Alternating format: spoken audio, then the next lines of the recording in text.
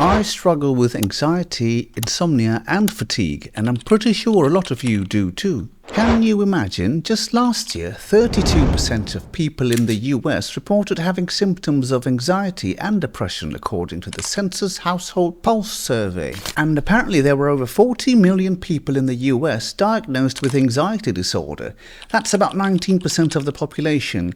That's like 1 in every 5 people have an anxiety-related mental illness. What's also concerning is that over the last 5 years, we've started to see a rising trend in anxiety in kids and adolescents.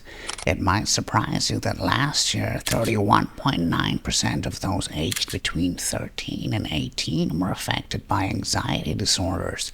That's an alarming amount, and these are just the cases that were reported by the Anxiety and Depression Association of America. I do suppose that in the case of the younger ones, this is linked to social media addiction from a young age, and the pandemic made things worse.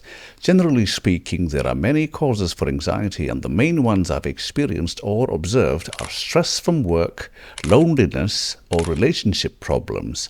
Another major contributor to anxiety are past traumas, which could be from either childhood or even in adulthood. Basically, the uncomfortable or bad experiences we have been through become a trigger for our anxiety. When we get anxious, we become hyper-focused on whatever it is that we feel is the threat, and for some cases it becomes a negative thought loop which is stressful. I would say one of the useful techniques that has been very helpful for me is sensory focus, which is essentially to focus on your senses, like hearing the sounds in your environment and focusing on being present. And you can also do breathing exercises, which has a similar objective and is even used during panic attacks. In some cases, those ASMR videos or videos of natural sounds like rain or ocean waves might help distract you from your thoughts. But overall, focusing on sensory or breathing is a skill that you need to continuously practice, and you will get better at it, and it will help you get out of the thought loop.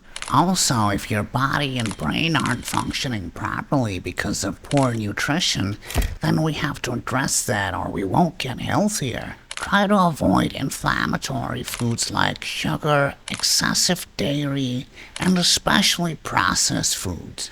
Another thing I do if I'm feeling overwhelmed is to take a 30-minute walk. I find it helps to clear my mind. Last but not least, journaling is a really good exercise for getting thoughts or feelings out of your head.